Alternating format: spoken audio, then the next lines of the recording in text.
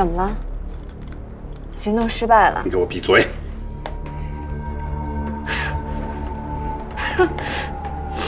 你不是说水母组让我们活不到3更，那怎么现在到5更了？你他妈给我闭嘴！组长。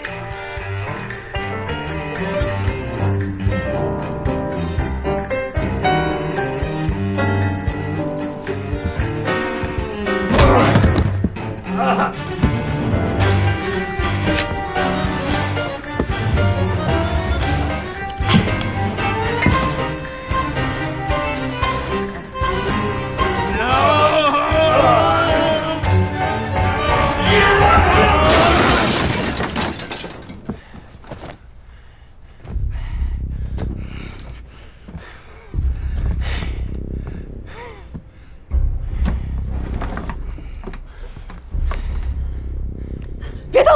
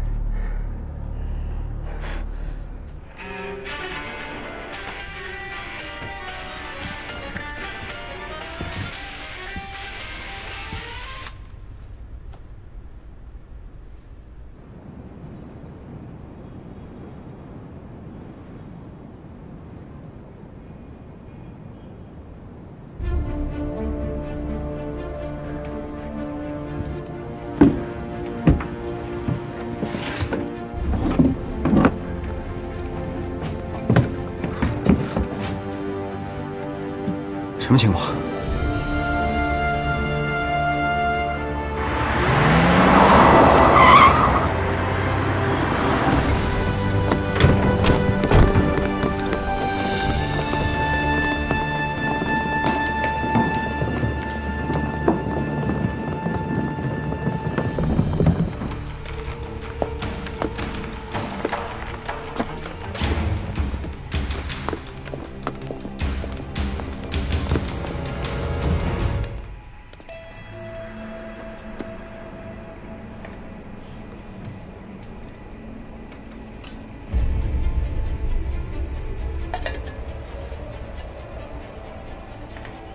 快走。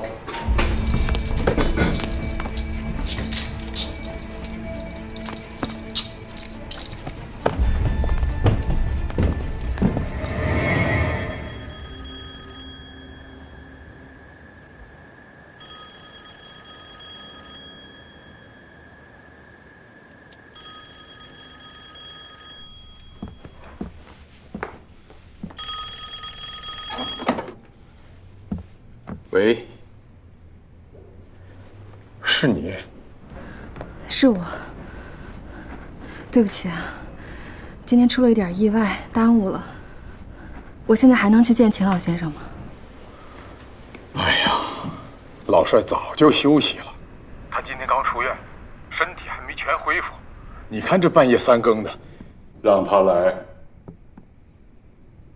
老帅，您怎么还没休息啊？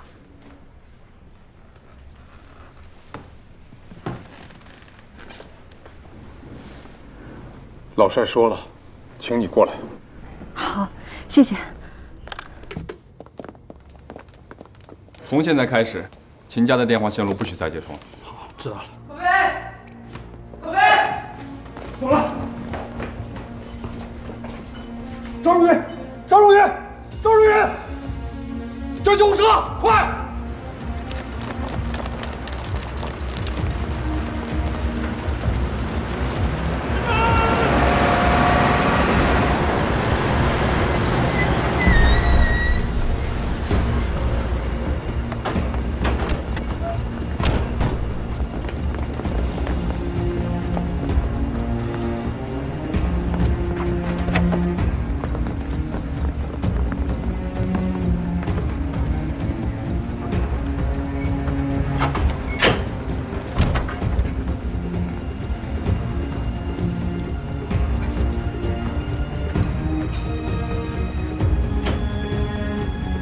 走，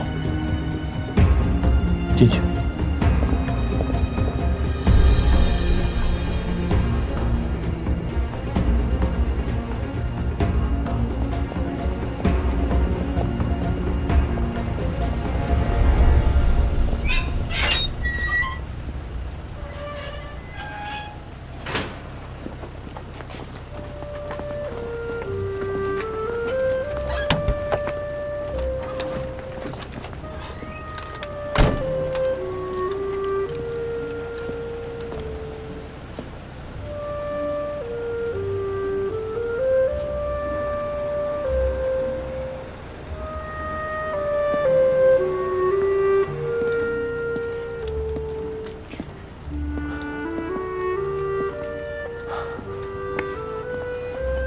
姚振京已经请光学师调过了，按你的习惯。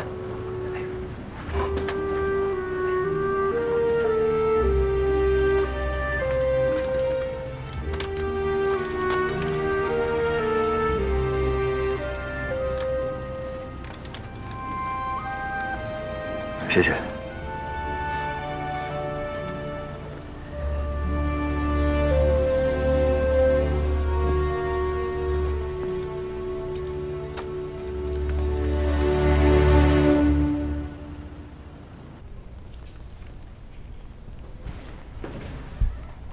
没错，没错。3年来，你的样子没变，只是眼神少了些害羞。3年了，是可以改变一个人。是啊，尤其是质量走了的这个3年。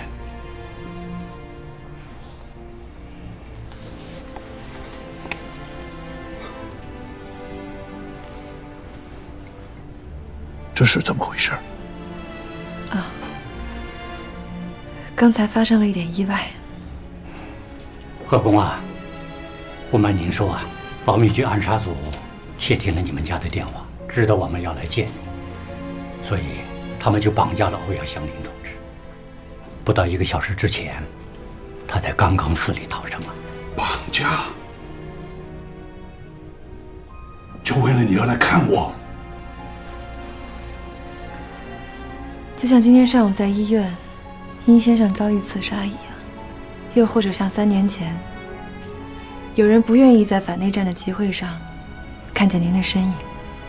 至于是什么人，又为什么，我想您会比我更清楚。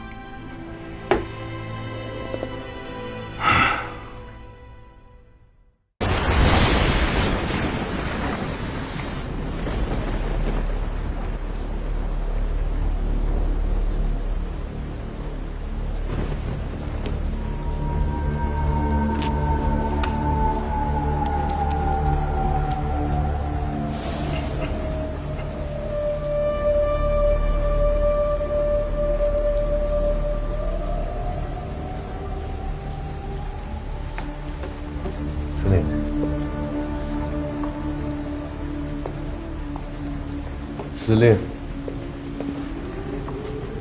大家都等半天了，该开会宣布命令了吧？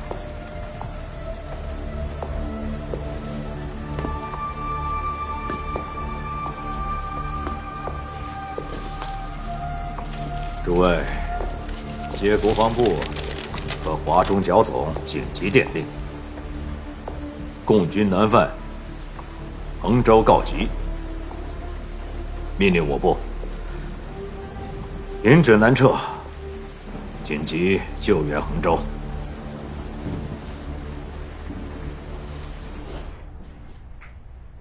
质量跟我说，你们俩是认真的。我说好啊，那你带他来见见我。可是他左拖右拖的，我还催过他几次，可是没想到后来。他不是不愿意，是因为纪律不允许。金老先生，有件事情我必须跟您承认。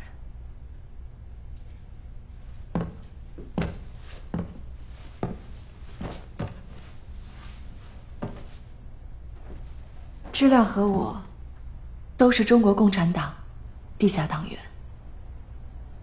当初他瞒着您，在您身边工作，就是为了要一个合法的身份。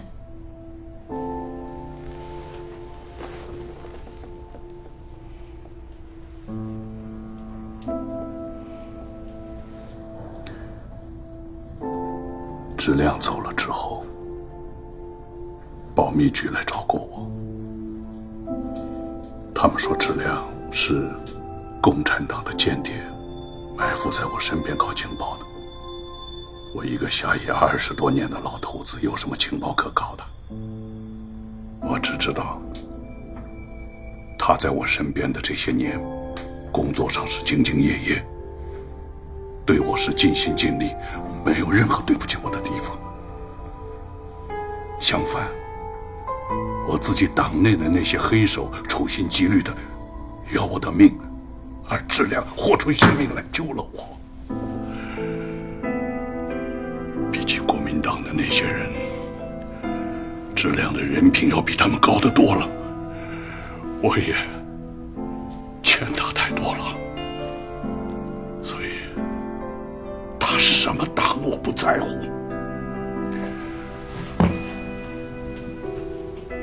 和质量一样，你是什么党我也不在乎，我就想尽我的所能做些补偿。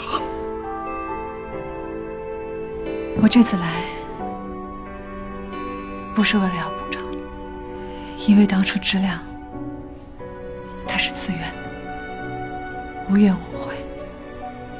可他那么年轻，为了我一个老头子去送命，不值得。值。他不是为了保护您一个人的生命，他是为了让更多的人听见您反内战的呼号，为了更多的和平和希望，为了更多的中国人不再自相残杀。这其中也包括您一手创建的处决。何伯啊，我们这次贸然登门，就是跟杨志良同志当年一样，是为了和平。因为就在当前，前线战火将临，楚军危在旦夕。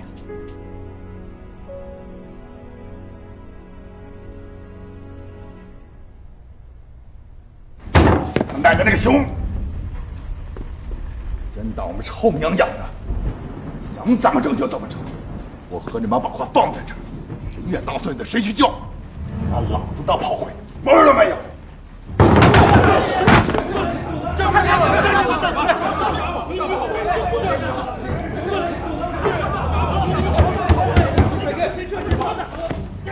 吵什么吵？司令长官还没发话呢，都听唐司令的。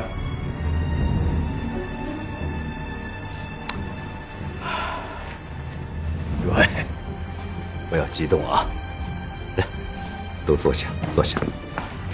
哎呀，我觉得这个何师长和各位同仁说的也不是没有道理啊。现在救援衡州，确实这时机不够成熟啊。哦，此话怎讲呢？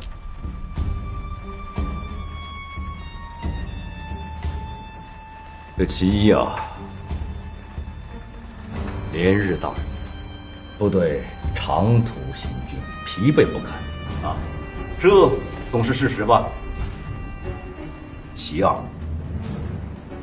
南下的共军多达数十万之众啊，而且攻城拔寨啊，连战连捷。以我区10万疲惫之师，怎么去抵挡士气正旺的虎狼之地啊？这不是以卵击石吗？话说回来，这个衡州啊，就是区区一小城，弹丸之地，何必要守之不让呢？以唐某的拙见，不如请衡州守军放弃守地，随同我部一起转向南进，待日后共军薄弱之时，再觅战机，这也不迟嘛！啊，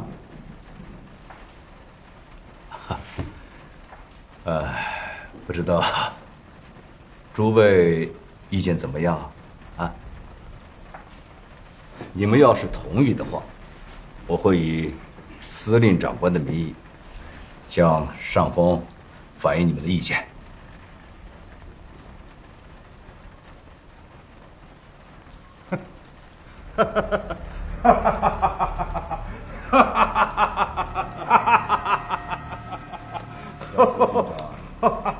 张副军长，这是兵团的军事会议，你这成何体统？哦，这是兵团军事会议啊！我还以为是哪个新兵蛋子说梦话呢。你这是什么意思啊？我没什么意思，我就想问问唐司令是什么意思？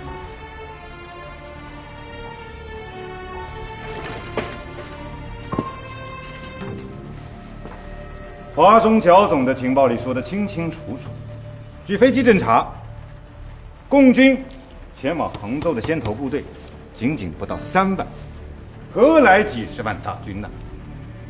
就算没有飞机侦察，唐司令也算是几10年的老唐武了吧？这共军前天晚上才拿下的越城，200多里的距离，就凭2条腿，他主力部队是飞过来的，这是您说的其二。再说其一，我军冒雨行军是不假，莫不成这老天爷是长了眼睛了？这雨只下在我军头上，这共军几万先头部队不是冒雨行军吗？再说了，他们2天2夜多跑了1倍的路，又是谁更疲惫不堪呢？诸位，我军现距离衡州30余里，明天一个上午，轻轻松松足够赶到，而共军还有100里之遥，累死累活，明天晚上能挨到衡州的边已经不错了。到时候我军休整已毕，正以逸待劳。衡州城内还有2个师的守军，以数倍兵力，内外夹击3万精疲力尽的共军，必获大胜。何谓以卵击石呢？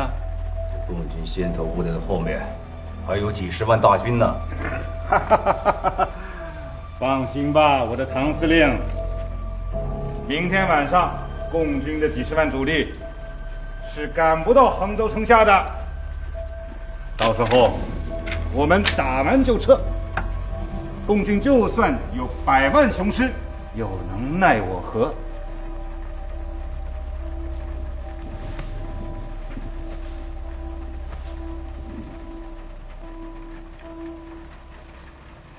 闹了半天，这唐思远要改换门庭了。贺公啊，眼下的问题，首先不是唐思远明天的起义是否成功，而是明天的衡州城下，楚军正被人驱狼吞虎，危在旦夕。你是知道的，楚军在蒋介石那里历来不被重视，3年内战也基本上是被搁置在一旁。可眼下国民党大厦将倾之际，人家却指使楚军要与我军一战，这分明是要断楚军的后路啊！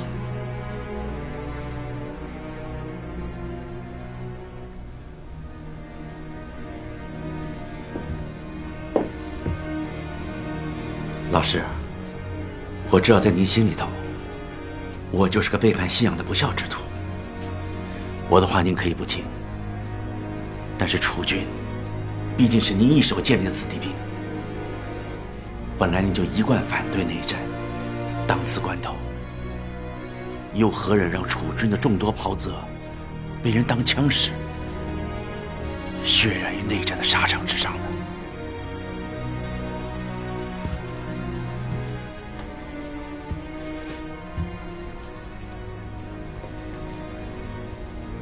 既然解放军不想交战，那又何必急于要拿下衡州呢？为什么不缓一缓，让人一步吗？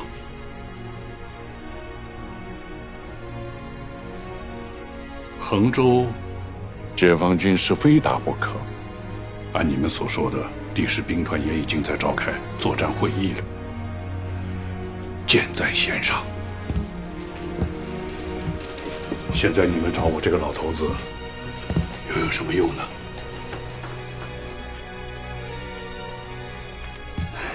何公，第10兵团战与不战，取决于楚军；楚军战与不战，取决于廖杰呀。何公，您觉得廖杰会主战吗？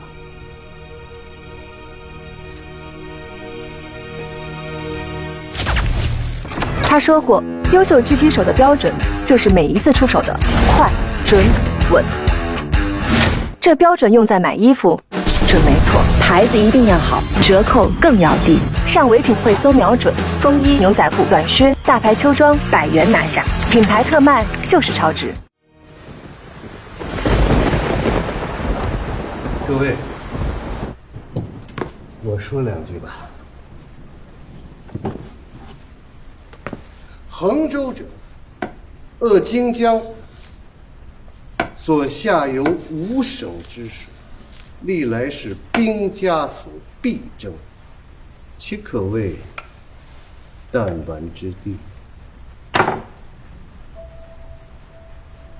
今共军对衡州志在必得，我军更不敢轻失。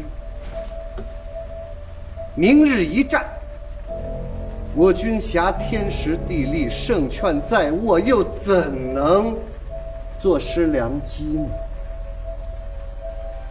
倘若一战成功，大挫共军的凶焰，江南半壁战局或可就此改观，也未可知啊。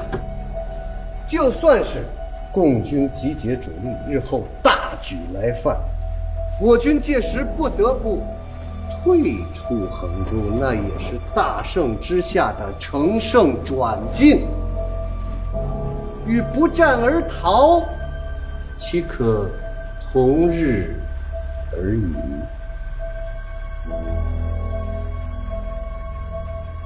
参谋长，所言极是。有的人呢，大半辈子吧，从来不敢打硬仗，一直是墙头草两边倒，畏敌如虎。当然，我说的不是在座的各位啊，我知道，楚军的弟兄们里面没有这样的怂包软蛋，特别是我们的廖军长，您的忠勇早就闻名于党国的朝野。各位还记得民国27年的武汉大会战吗？廖军长当时那时候还是个团长啊，团长也不简单呐，年轻轻的就当了团长。有人为这个还说些闲话，说他这个团长受了父辈的余荫才当上的。但是我们这位廖团长带着他的弟兄们在长江边与日寇大战7天7夜，2000人的队伍打得剩下不到200人呐。廖军长更是身中实弹，扔不下火线，硬生生把日本人挡在防区之外，守住了阵地。何等的英雄豪杰，怎不令我等钦佩？这样的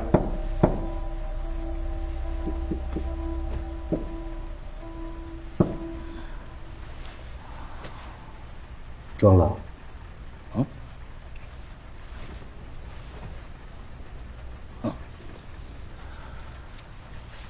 打日本鬼子和打中国人，最好不要混为一谈，好吧？庄老，日寇也好，共军也罢，都是党国的大敌，敌人就是敌人，有什么区别呀？廖军长，当年日寇入侵，你慷慨赴国难，如今又是党国危难之际，生死存亡之秋，须知沧海横流，方显英雄本色。明日衡州一战，关乎党国的存亡，关系到楚军的名声，打还是不打？弟兄们，就全等你廖军长一句话。当年这个混小子就是一根死脑筋，只听军令不听我的话，何况今天呢？他要是不打的话，就等于是在向我服软，所以我估计他现在慷慨请战，恨不能在我的面前呢。可庄将军说啊，在廖杰心里头，其实最敬重的还是你。更何况此一时彼一时，当初剿共那是国强共弱，可现如今党国已经土崩瓦解，来日无多了。为了楚军的前途，要是这个时候真有您一声劝告，我想廖杰他不会再一意孤行的。各位，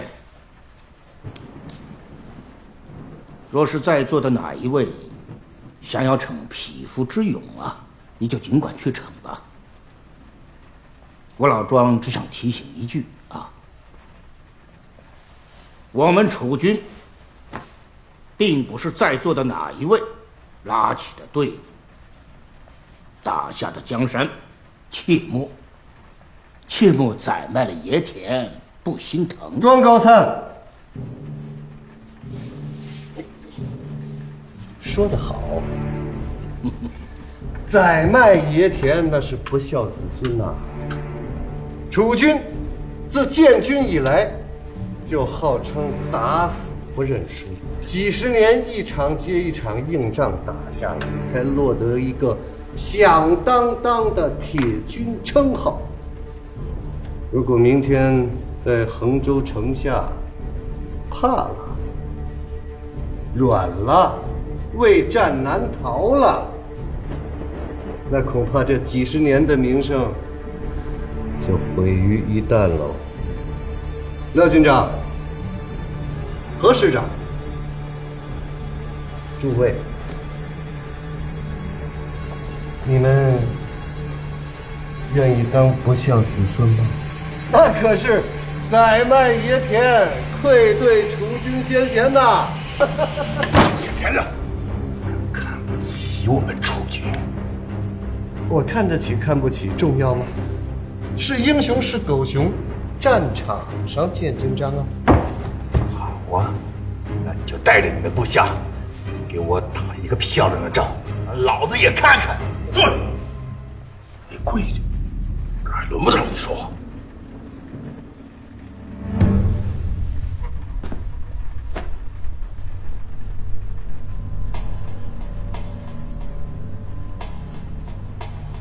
廖军长说得好，军旅大事，谁说了都不算，军令说了算。正所谓军人以服从命令为天职，在践行这一点上，廖军长是我们的好榜样。如果我没有记错的话，3年前廖军长奉命重返战场时，有人反对过，但廖军长说忠孝不能两全，他义无反顾地选择了服从军令，这正是军人的典范，我辈之楷模呀。不过廖军长，3年前你义无反顾地选择了服从军令，如果在今天这个当口上前功尽弃，那您的忠孝不能两全，恐怕就成了忠孝两不能全了。你想一想，难道说你3年前排除万难所做的决定，就是为了今天告诉大家，我当时是错的，而且一错再错，错到底了？早知如此，何必当初呢？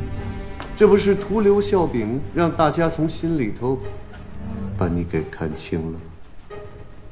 廖军长，廖军长，你可要多为这10万兄弟着想啊！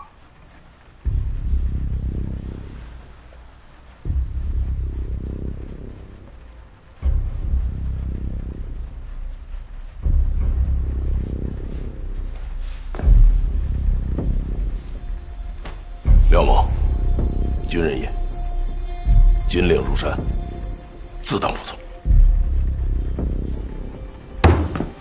好，你说打，我们就跟着打。愿服军令。好，这才是储君。唐司令，廖军长和各位将士是这样的忠心爱国，大义凛然，慷慨请战。那这份救援衡州的命令，咱们是执行了还是不执行？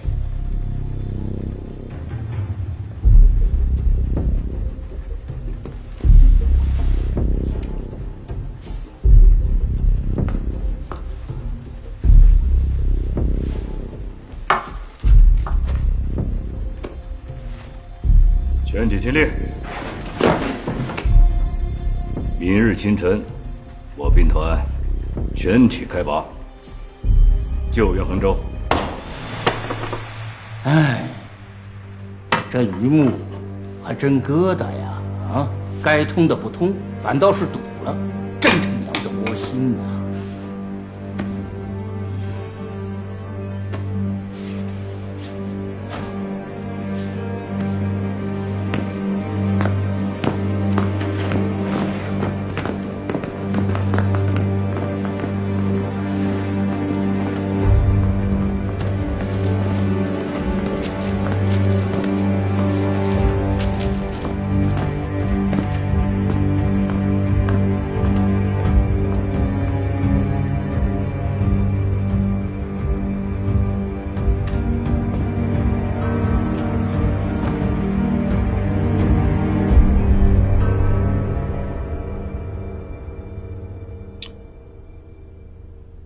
就算廖姐现在听我的，但是这个时候会已经开完了，局势已定，所以你们来晚了。何公，这点我们清楚。尽管是保密局暗杀组的破坏，使我们这一趟已经来不及改变第10兵团作战会议的结果，但是我仍然相信事在人为，会有补救的办法。哦，说下去。现在是不知道会议的结果，如果是好结果，那当然是求之不得；即便是结果不尽人意，第10兵团仍然决定去增援衡州。仗毕竟要等明天晚上才打嘛。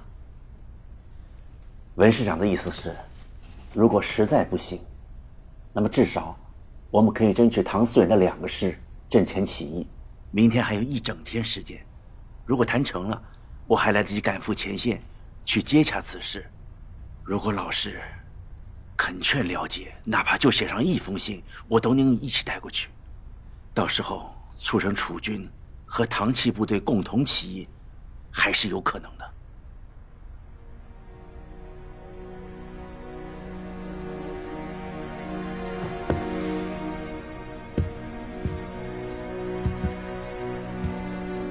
要是殷署长希望我写一封劝降信的话，那我也劝你趁早打消这个念头。老师啊，殷署长，这个称呼我担当不起。我秦某人一生虽然无德无才，但是自同盟会成立起，我就追随先总理，为三民主义之信徒。这些年来，虽然党国落入小小之手，但是我个人的信仰没有改变，这是其一。其二，楚军的传统因此不详，这是我和远峰兄一起立下的军规。我虽然不愿意看到内战的相互残杀，但是我也不愿意看到楚军的军规毁在我们自己的手里，我们自己的队伍临阵倒戈。要这样的话，秦某何成秦某，楚军何成楚军呢？别人改弦更张我管不着，但是要秦某临老了背弃楚军的军魂，做三民主义的叛徒，我有什么脸面将来去见先总理和远峰兄啊？何公，我们不要求您改变信仰，也可以不要求楚军明天临阵起义。我们仅仅只是希望，在明天的衡州城下，楚军能够回避与我军交战，因为毕竟他们是您亲手带出来的子弟兵。在此国民党大厦将倾之际，您也不希望他们去给如您所说的小小之辈当了炮灰吧？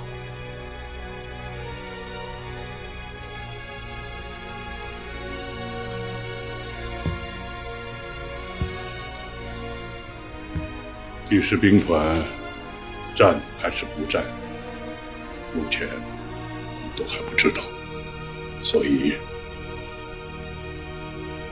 容后看吧。好，这样，唐绥远那边有什么消息，我会及时的再与你沟通。总之，我们中国共产党愿意尽最大的努力，也一定会尽最大的可能来避免这场不应有的流血牺牲。至于你要不要劝廖姐，由您自己决定。秦老先生，有一件事情，希望您能够同意。为了防止消息泄露，我想把您的电话换成保密线路，这样任何人都无法监听您的电话。希望您能够批准。这要多久啊？等事情结束，我们马上就换回来。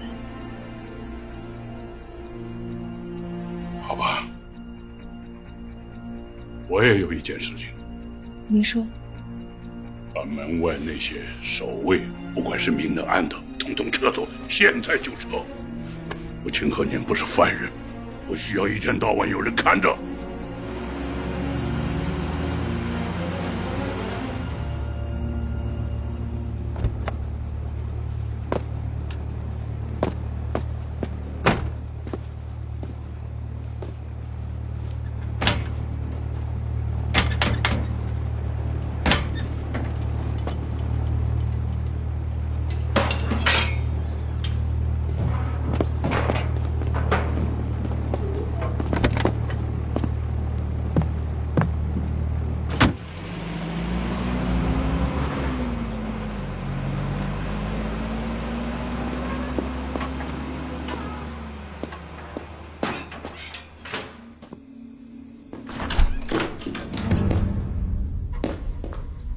方站长，请进。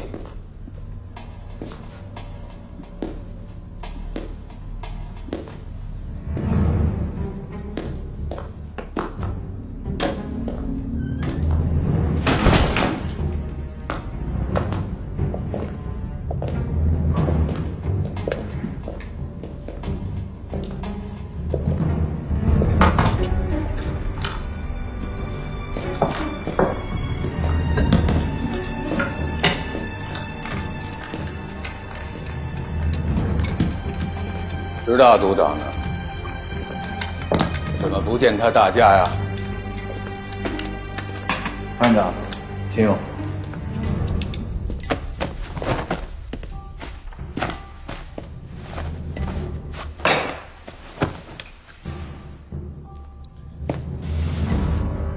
方站长。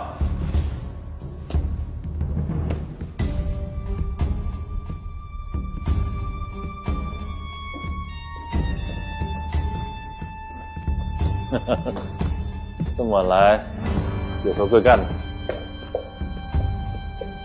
不敢呐，我能有什么贵干呢？这大半夜的，还劳动水母组大搬家，真是辛苦了。我就是过来看看呀，方某给贵组找的这个第二据点。石组长还看得过眼吗？不错，站长费心了。费心？原来我方某人也是为贵组费过心的人呐。哎，我就不明白呀，你池大组长怎么就不舍得为我方某为松江站费那么一丁点心呢？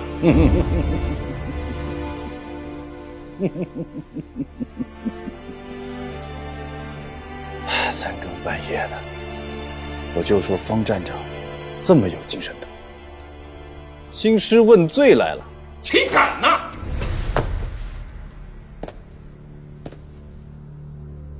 你水母才是堂堂的行动组长啊！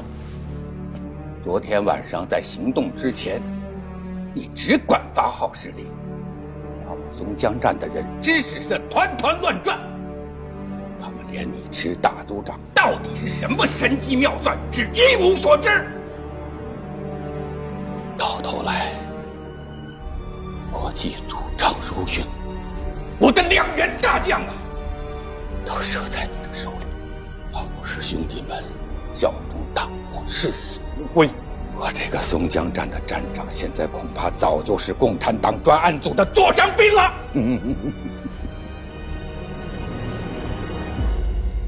怎么怕了？怕？笑。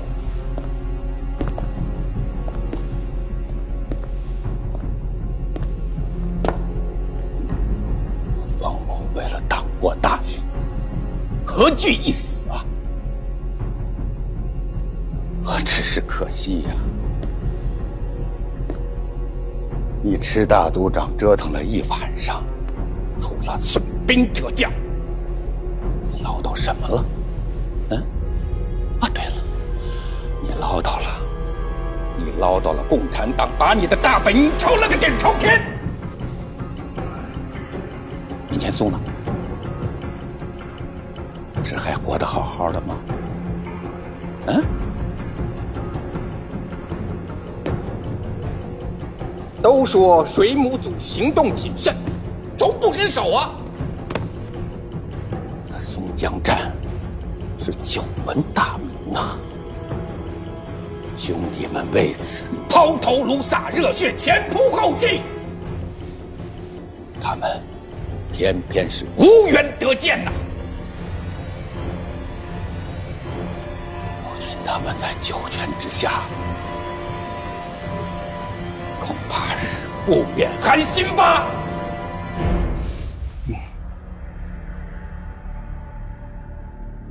帅冷，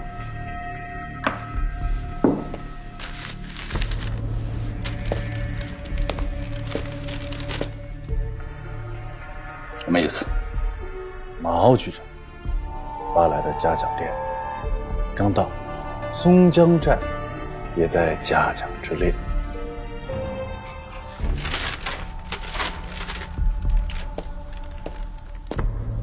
我们从理查饭店抓到了2个罗辑组的手下，正在审讯中。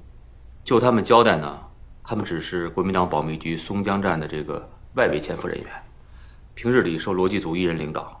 就他们知道的，只是罗辑组有一个上线，就是国民党保密局松江站的站长，代号叫浦江。可是这个浦江究竟是什么人，他们也不清楚。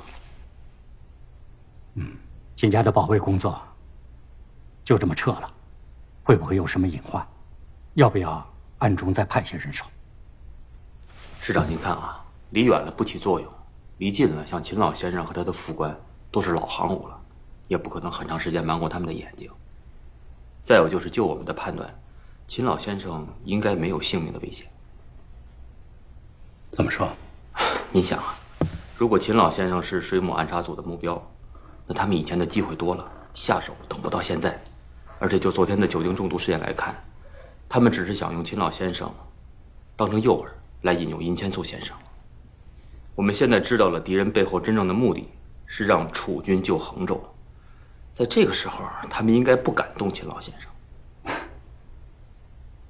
那倒是啊，正逼着廖杰去卖命，总不能背后杀他的爹吧？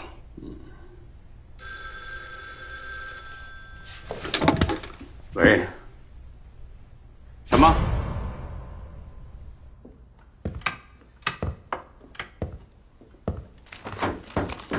请进。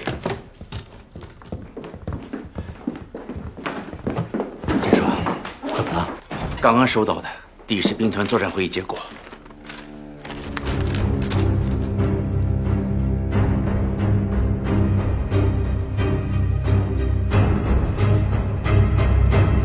原来池组长大动干戈，是为了第10兵团的作战会议呀。知道就好。现在第10兵团顺利前往衡州救援。毛局长电令，嘉奖所有参加园丁行动的有功人员。你的那2员大将，也算死得其所吧？我的人效忠党国，当然是死得其所。木鱼倒是死而复生啊，而且还帮着共产党摆了你一道。不知道池组长在给局里的嘉奖电里有没有把木鱼也列入其中啊？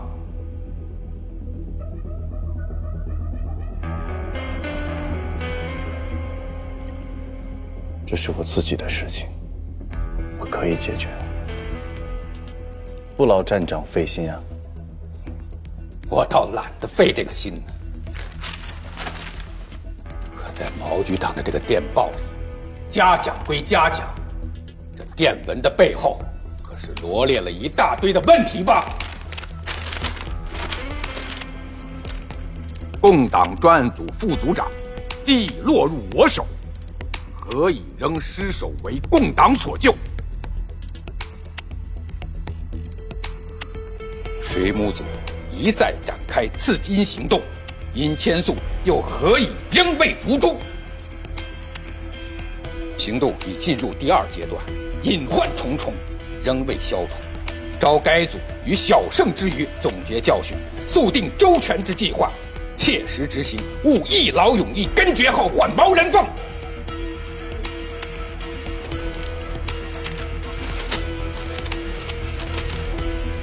支组长，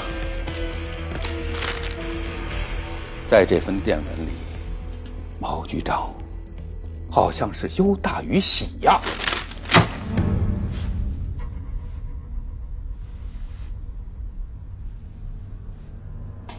而这一桩桩一件件，哪一样不是拜木鱼所赐啊？记得当年我在机要处的时候，就曾耳闻。水母才是1号杀手啊！一应精妙周详，神出鬼没之行动计划，尽在水母之手啊！木鱼是2号，听命于水母，临场只做拾遗补缺而已。怎么这几年不见，1号反倒输给2号了？池大组长一再败于木鱼之手，究竟是真的这技不如人呐，还是你心念旧情？呀呀呀呀呀呀！我不是说了吗？我自己的事情，我可以自己解决。方站长只需要配合我们的行动，剩下的事情1日之内，松江站静候加1。1日之内。好，那我就等着池大组长捷报频传了。郑鹏送人。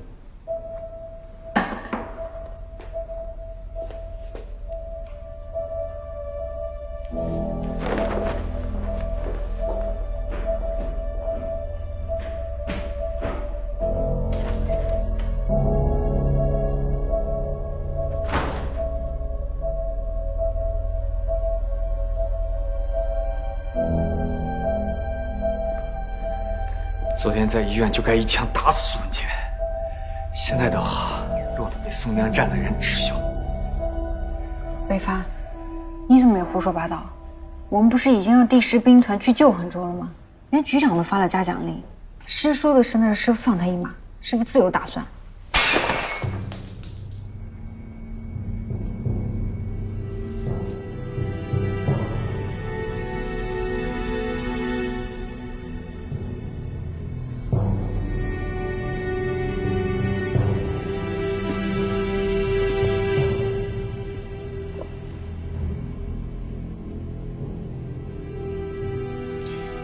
输了就是输了，哪儿那么多理由啊？我就是输给苏文谦了，用不着你帮我粉饰太平。我错了，师傅。哪里跌倒，就从哪里再站起来，不就完了吗？是。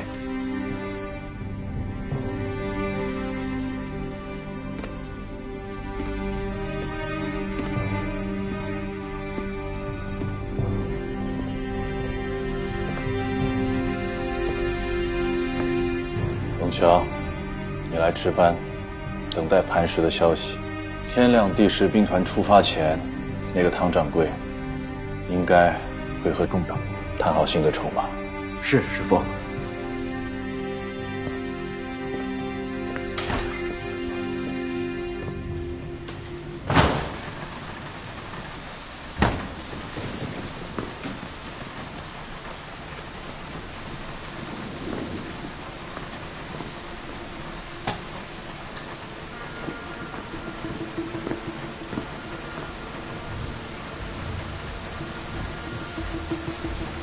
令，您这是一夜没睡啊？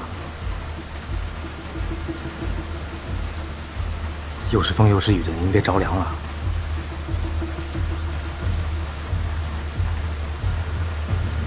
你说，这白菜能卖这个肉价钱吗？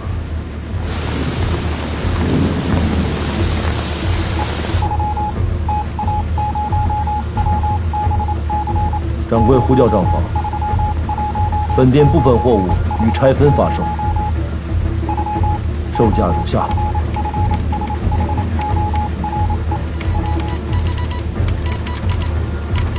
韩氏呼叫铁路局，10号剩下将拆分卸货，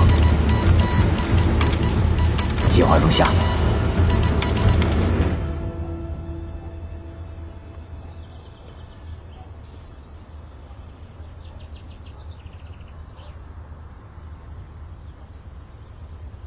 早啊，你都不睡觉的吗？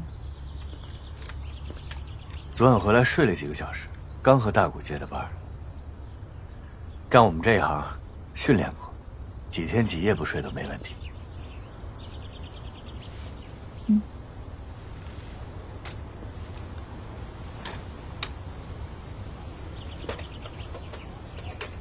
谢谢啊。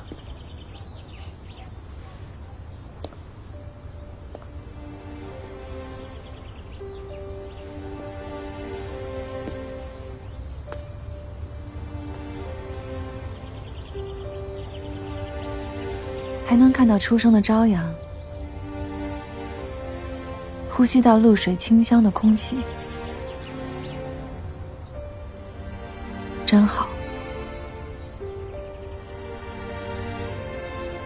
谢谢你。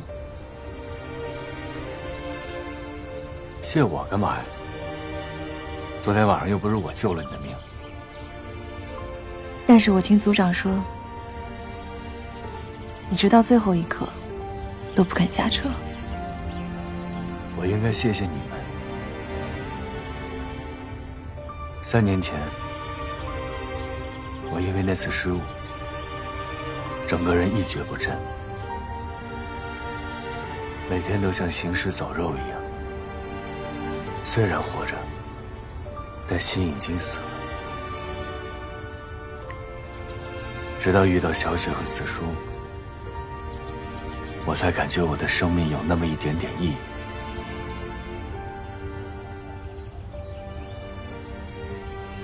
昨天晚上在钟楼广场，尽管我知道我可能随时被别人开枪打死，但是我一点都不恐惧，反而心里特别宁静，特别踏实，因为我知道我自己在做什么。这几天跟你们在一起，其实我特别受触动。你们让我有了新的动力和方向，让我有了新的信念。我怎么都没想到，我还能重新找回这样的感觉。我感觉我的心又活了。我也一样。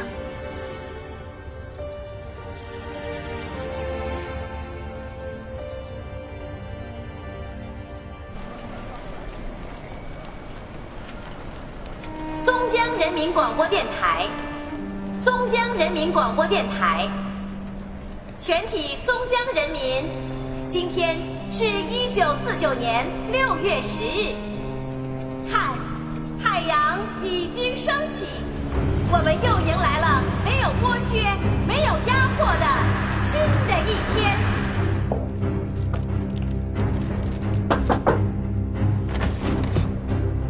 师傅，刚收到的局里发来关于潘氏的最新电文。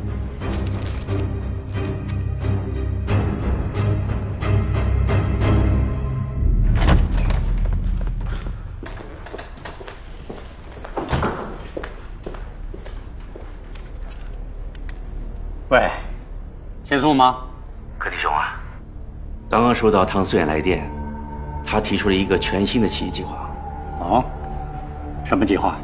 唐思远计划派他的2个嫡系师担任救援衡州的主攻部队，而楚军的主力则留在后头担任预备队。也就是说，今晚衡州城外，唐思远的2个师要挡在十兵团其他部队及攻城解放军之间。对，一旦解放军开始攻城，他就带领他的2个师突然宣布阵前起义。如此一来，其他部队就被自己人挡住了去路。主意倒是不错，唐思远也会冒不小的风险呢。是啊，如果解放军一时攻不下衡州城，一旦楚军反应过来，派兵平乱的话，那他的2个师在廖杰的手下可就是盘菜呀。以唐思远的性格，不会平白冒这么大的风险。他有什么条件？他的条件，第一，即将召开的新政协必须给他留个席位；第二，将来得保证他兵团副司令或者是正副副部长以上的职务。这2个杂牌保安师，这是白菜要卖个肉价钱呢。他的意思是，只要帮着解放军拿下衡州城，就必须支这个价。不仅如此啊，还有什么？我估计啊，他也知道自己的本钱不够，所以他还提出了必须要拿到中央军委领导中任何一位亲笔签署的文件担保，由我送到衡州前线，今天晚上12点以前送到他手上，他才肯按照这个计划起义。我即刻将唐思远的要求上报中央军委，请军委尽快的研究。你也电告唐思远，让他按计划做好起义的准备，等候军委的答复。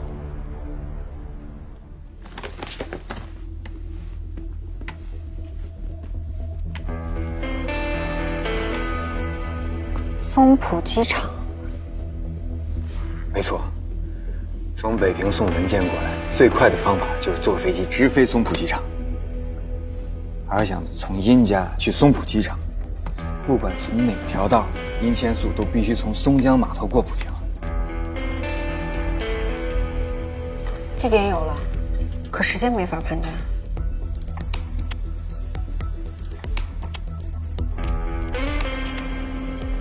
能判断，下午2点到5点之间。为什么？唐思远漫天要价，你总得让共党领导们商量吧。商量完了，还得准备文件，再从北平城里送到西郊机场，再从西郊机场到松浦机场，再怎么快也是下午2点之后才能到。反过来，衡州没有机场，共军攻占离衡州最近的机场也是170多公里以外的临岳机场，他殷千素再快也得飞2个多小时。那么临岳机场到衡州的这条公路呢，又因为打仗早就已经炸得稀烂了，就算共军提前准备好越野吉普，在路上也得坐4、5个小时，他才能到达衡州前线。也就是说，如果他在下午5点之前还不出发，今天半夜前他就不可能见到唐思远了。所以这笔买卖成不成啊，就在下午这几个小时之内了。具体几点，就看磐石的进一步消息了。而我们现在要做，就是在下午2点之前，让殷千素在松江码头上西天的准备。他说过，优秀狙击手的标准就是每一次出手的快、准、稳。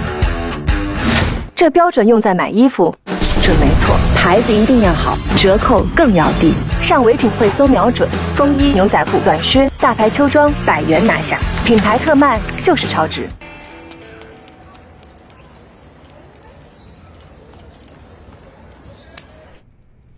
妈妈，你说这个表还能修好吗？一会儿我再去问问。松江这么大，一定有能够修得好它的地方。妈妈，那个……怎么了？昨天下午放学，我经过小吃摊，怎么没看见那个白胡子啊？你不是说他都已经出院了吗？怎么还没好啊？他没事儿，你殷伯伯已经打电话问过了。那他昨天怎么？你还真想让他每天都去学校门口看你啊？他毕竟生病了嘛，需要好好养一养。妈妈，我帮你。乖。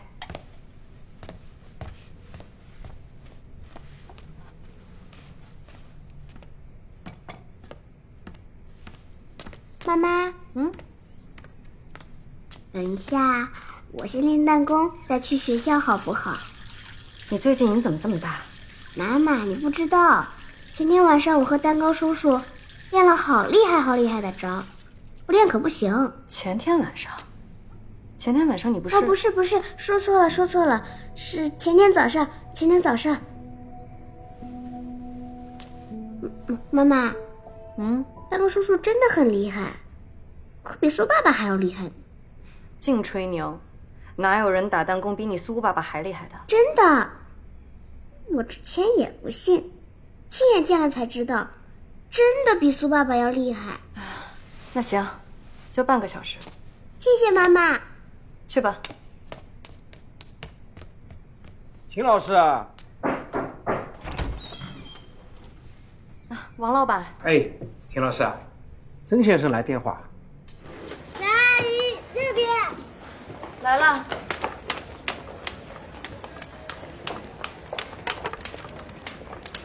张阿姨给你电话。好，谢谢。不客气。喂，是我。我记得今天上午小雪只有2节课吧？哦，对，今天全市不是为了庆祝松江解放有个什么文艺汇演吗？小雪他们班的节目刚好选上了，所以提前放学让他们准备一下。正好，今天我们专案组也通知了，1点之前全体休息。我跟组长也请了假，一会儿我去接小雪放学，中午我来做饭。那太好了，小雪这2天啊净盼着。那咱们一会儿见。啊，哎，等一下，你记不记得你有一块老式的怀表？老怀表？不都坏了好几年了吗？对，我那块前2天不是也摔坏了吗？我拿去给钟表店的师傅修，师傅说那块表的零件特别难找，你那块的型号刚好跟我那块是一样的。哦，我知道了。那个老怀表坏了以后，我就一直给小雪当玩具。你去找一找，应该在她那堆旧玩具里。行，那我找找，我就拿去用了啊。谢谢。谢什么呀？一会儿见。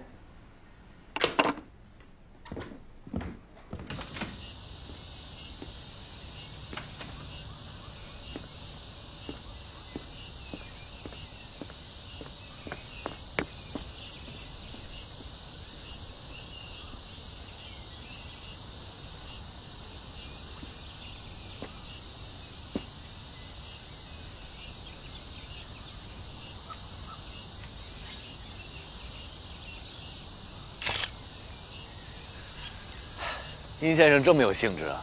嗨，我这人呢就这么点小爱好，喜欢拍点东西，尤其是蝉，所以每年一到夏天，我都会给这棵树上的蝉拍照。殷先生为什么这么喜欢蝉呀？苏教官，你不喜欢吗？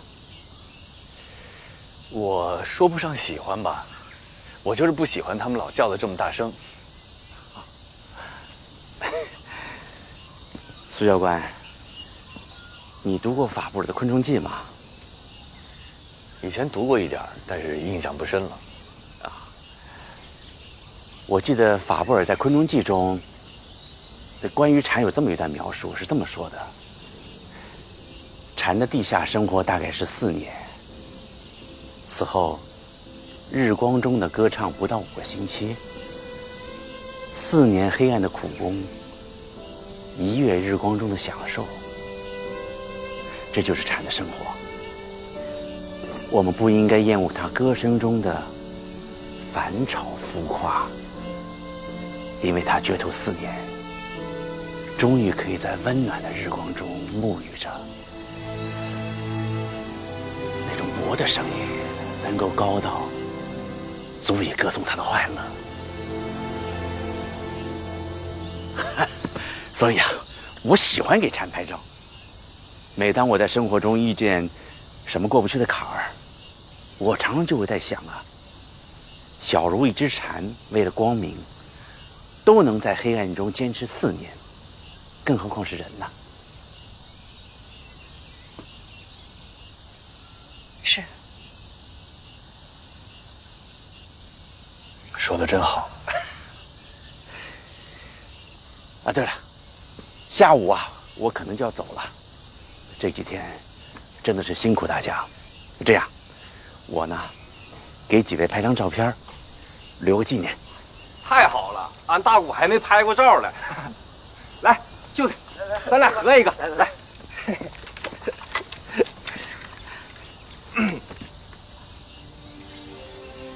看我这儿啊，预备。好嘞，谢谢于先生。欧阳副组长，你也来一张呗。来一张吧，副组长，来一张。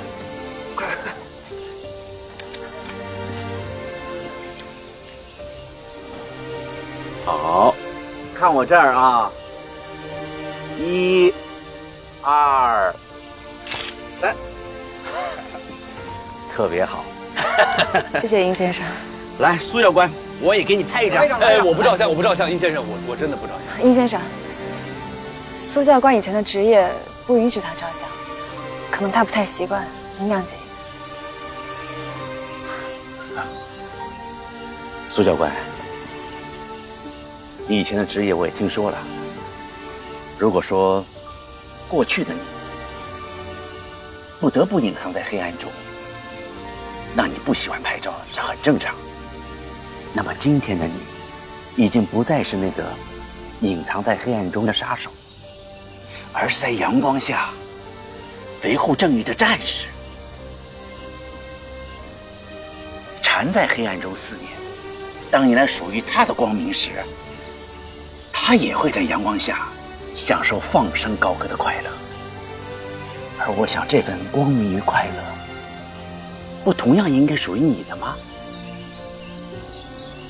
是不是？苏教官，来一张吧，苏教官。教官，来一个吧，快，来，过来，大姑，来一起。好，来，预备，1、2。先生，还我，算我一个。哎呀，行，来，往左边点。对，好嘞，看我这儿啊，看这儿。来，准备了啊！1、2、3。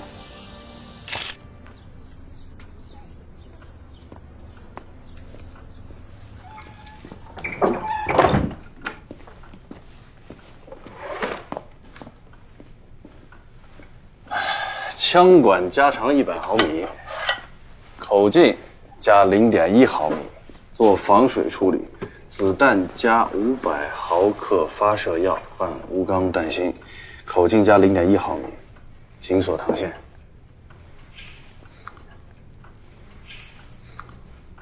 钨钢弹芯还加大口径，这枪管用不了几回就废了。我只打一发。什么目标？那么大风，那么远距离，这你就别管了。总之我今天下午就要。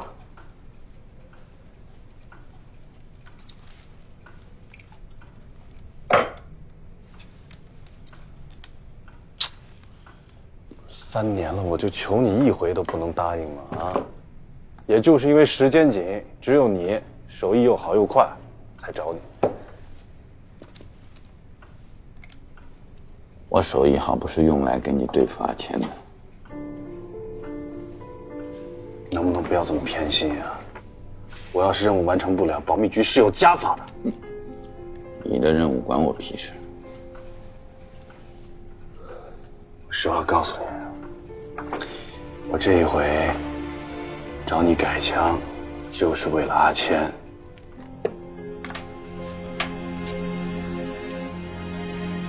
为了签子？你不是希望我们俩和好吗？我这回可是想破了脑袋才想出来的办法。什么办法？天机不可泄露，我说出来万一不灵了呢？总之啊，这一回你帮我把枪改了，我保证今天晚上12点之前，我保证苏文谦和我和好如初，怎么样？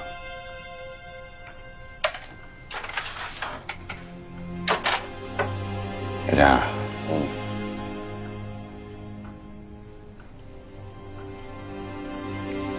你不会又动什么坏脑筋了吧？这都什么时候了，你还不相信我呀？如果这回我办不到，你一枪崩了我行不行？你保证这枪不是用来对付阿谦的？我把苏文谦当祖宗拜呀！下午1点之前，啊，我这出将相和能不能唱得了？看你。有人在吗？请问一下，这是马师傅的钟表修理店吗？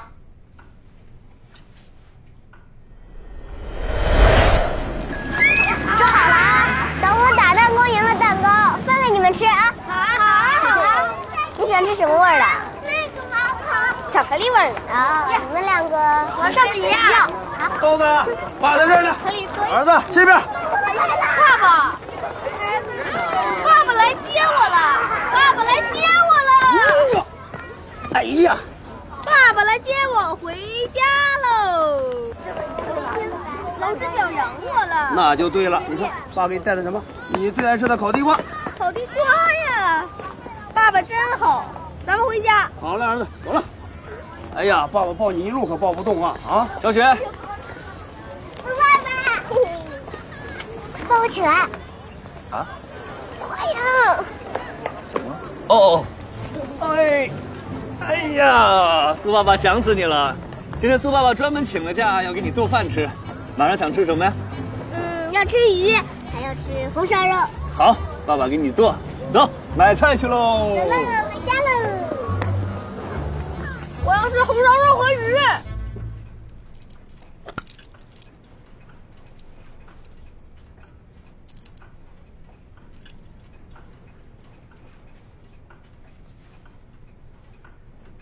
怎么了，师傅？这表是修不好吗？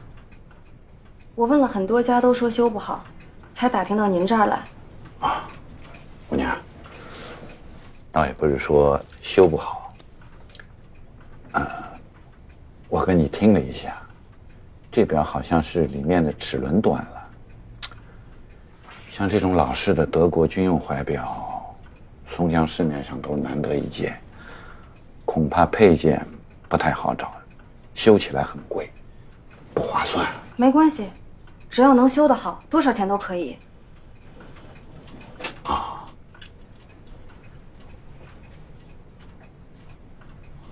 对了，我这里还有一块一模一样的，不过也坏了，您看看有没有什么配件是能够用得上的。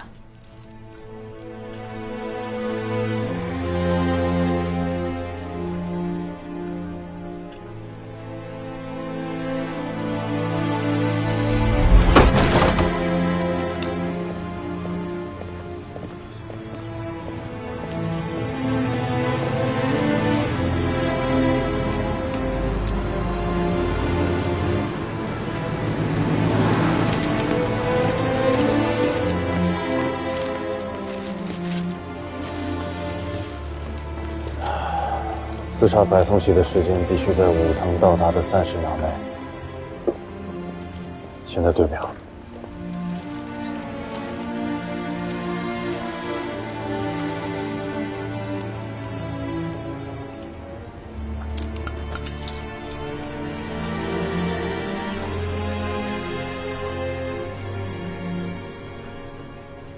姑娘，这么少见的表，你怎么有2块啊？都是家里人留给我的。您看这表您修好需要多长时间？多少钱？还不知道能不能修好呢，先不说价钱。这样，你明后天再来，要是修好了再谈钱，好吗？行，那麻烦您了，过2天我再来。你慢走啊，当心一点。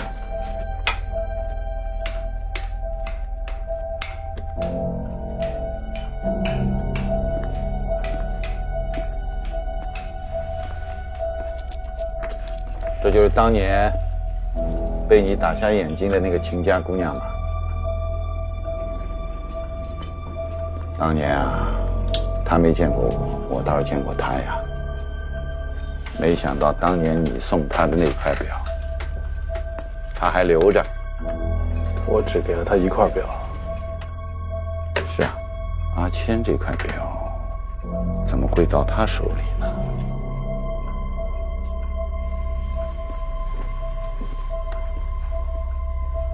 你去哪儿啊？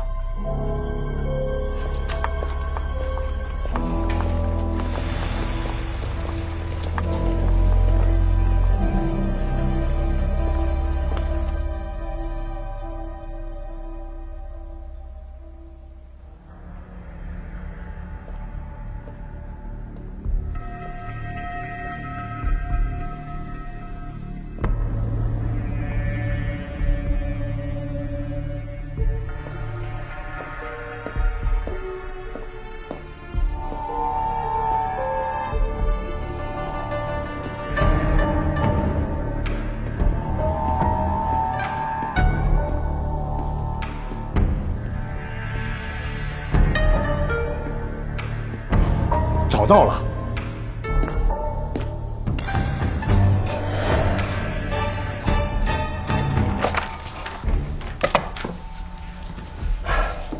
松江市的地下排水系统，还是清朝末年英国和法国殖民者修建的，仿的是伦敦的地下排水工程。高大宽敞，四通八达，当年堪称是远东第一呀。可惜了，半个多世纪了，有很多地方都淤塞了。当年国民党政府只管打仗，我向他们呼吁了多少回，可没人修理呀。没想到新政府刚刚成立，这么快就修下水道了。几十年前的资料保存得如此之好，您费心了。我代表人民政府感谢您。哪里，能为松江的城市建设略小微薄，这是我的荣幸，也是我的心意呀。那这图上所有的下水道，哪些淤塞，哪些畅通，您可否了解呀？你可问对人了，哪一条哪一段，我全都知道。那就好。请问，连通松江港附近的下水道，有哪几条是畅通的呀？松江港，那已经是全市污水排往浦江下水道的末端了，都是通的。现在淤塞的应该是这几个地区。林教授，其他的先不着急，你就先把松江港附近连通浦江所有畅通的下水道先标出来。可是那些不需要清理。我们搞清楚哪些是畅通的，其他的都要清理的呀。那好吧，你看，过来这儿。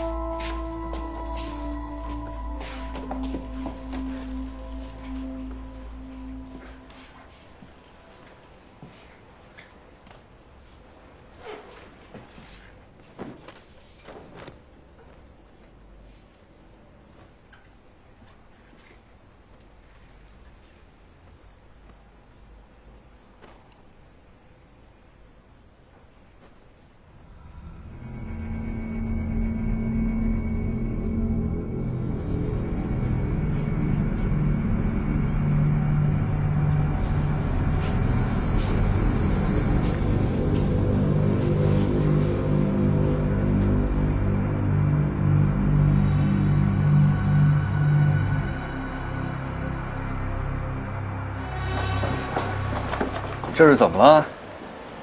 刚才接你的时候还兴高采烈的，怎么现在又垂头丧气的？那还不都是为了做给金豆看？哼，谁让他气我？那金豆都看着了，你怎么还不高兴啊？再怎么样，他叫的也是爸爸，我只能叫你苏爸爸，还是我输。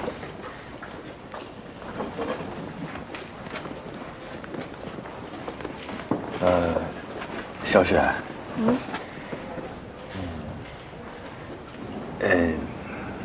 你看这样行吗？如果你愿意的话，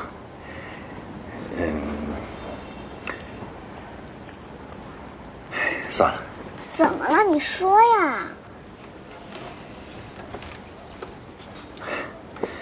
我的意思是，如果你愿意的话，你也可以试试，把那个苏字给去。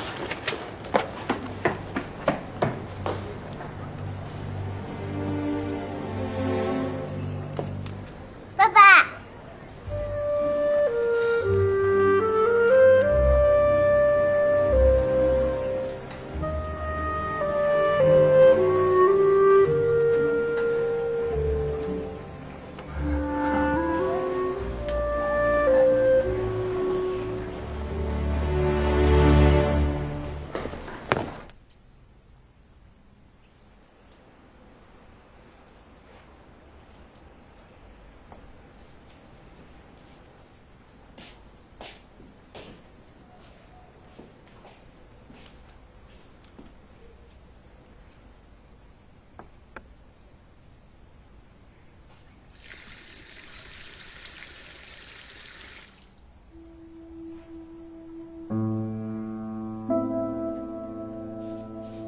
史铁成也没想到，秦鹤年的女儿，当年锦衣玉食的大小姐秦子书，居然会住在如此简陋的地方。而他颇为欣赏的那个天才弹弓手小雪，就是他的女儿。而且，不但整个住所毫无男人的生活痕迹，小雪也随母亲姓。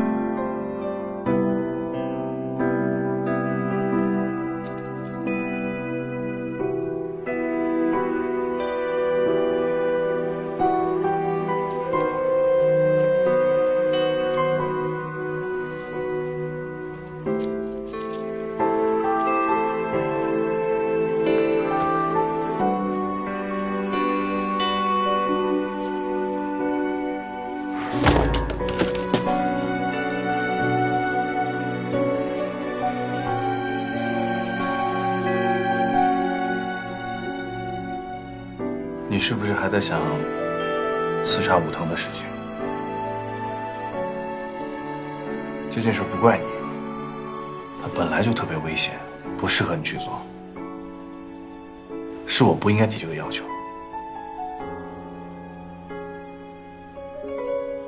你真的不怪我？怪你？为什么要怪你？